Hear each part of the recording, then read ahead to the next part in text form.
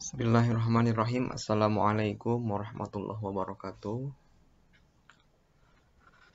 Oke, pada pertemuan kita kali ini kita akan membahas mengenai kerajaan Hindu-Buddha di Indonesia, ya. Yakni dari mulai hubungan kerajaan Mataram kuno sampai dengan kerajaan Majapahit. Ya, meskipun kita sudah mempelajari mengenai kerajaan Mataram kuno sebelumnya, ya, kita sedikit menyinggung karena ada hubungannya dengan kerajaan setelahnya. Nah, di semester 2 ini ya kita akan bahas dua bab. Yang pertama tentang kelanjutan dari kerajaan Hindu-Buddha. Nah, saya batasi dari abad ke-10 sampai abad ke-15 ya. Mulai dari kerajaan Medang Kamulan, nah, ini kerajaan Jenggala dan Kediri, Singasari, serta kerajaan Majapahit. Lalu selanjutnya di semester 2 kita akan mempelajari di bab kedua mengenai Islam, dimulai dari teori masuk dan berkembangnya Islam di Indonesia, ya, sehingga nanti itu akan berdampak kepada munculnya kerajaan Islam di Indonesia. Ya, jadi di bab kedua ini kita akan mempelajari masuk dan berkembangnya Islam serta kerajaan-kerajaan Islam di Indonesia. Nah, ini adalah berbagai macam teori mengenai masuk dan berkembangnya Islam di Indonesia. Ada teori dari Arab, ada teori dari Gujarat, ada teori dari Persia. Jika mempunyai teori-teori yang lain atau yang paling kuat di antara ini, silakan nanti berpendapat. Ya. Nah, yang kita akan bahas pertama kali di sini adalah mengenai kerajaan Medang Kamulan, ya, atau kerajaan lanjutan dari kerajaan Mataram kuno.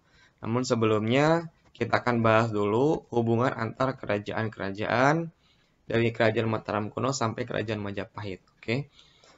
Nah, di sini Anda bisa lihat pada abad ke-10, ya, pada abad ke-10 berdiri sebuah kerajaan bernama Medang Kamulan yang merupakan kerajaan yang beribu kota di Watugaluh, ini di wilayah Jombang, Jawa Timur. Berdirinya kerajaan ini berkaitan erat dengan pemindahan kekuasaan Mataram di Jawa Tengah ke Jawa Timur, sehingga mendirikan dinasti baru bernama Isyana. Jadi seperti ini ya. Jadi ketika itu kerajaan Mataram itu kan memang berada di Jawa Tengah, ya. Nah, yang menguasai kerajaan Mataram itu ada dua dinasti besar, yakni dinasti Sanjaya dan dinasti Sailendra. Namun terjadi hal gitu ya. Apa halnya? Nanti kita bahas. Karena sesuatu hal, Mataram harus dipindahkan ibu kotanya ke wilayah Jawa Timur. Nah, berubahlah namanya menjadi Kerajaan Medang Kamulan. Bahkan dinasti yang mendirikan kerajaan baru atau kerajaan pengganti kerajaan Mataram di Jawa Timur ini disebut dinasti baru, yakni dinasti Isyana, ya.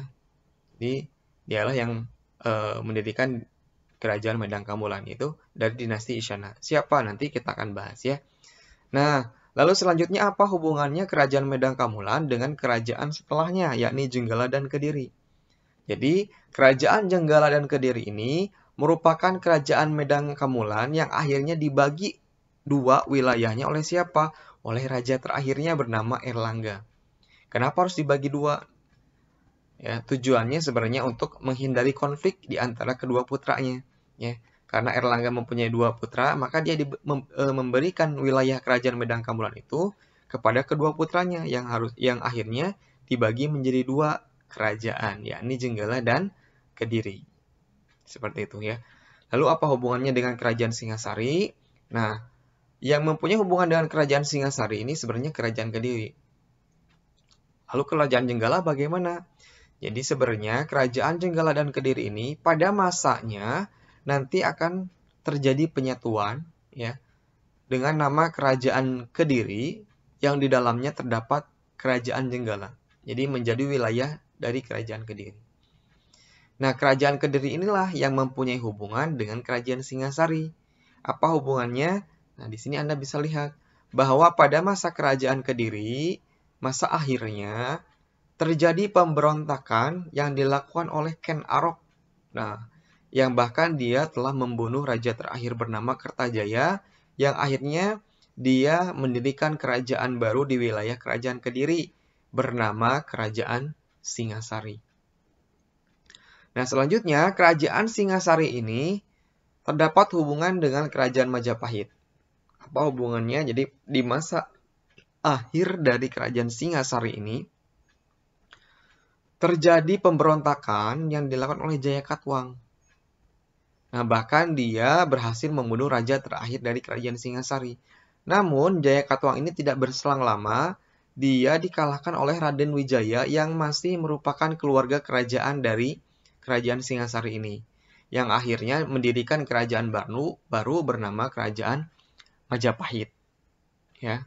Nah, ini adalah keterkaitan atau hubungan antara Kerajaan Medang Kamulan, Kerajaan Jenggala dan Kediri, Kerajaan Singasari, dan Kerajaan Majapahit. Ya. Nah, nanti di semester kedua ini kita akan bahas kerajaan-kerajaan ini.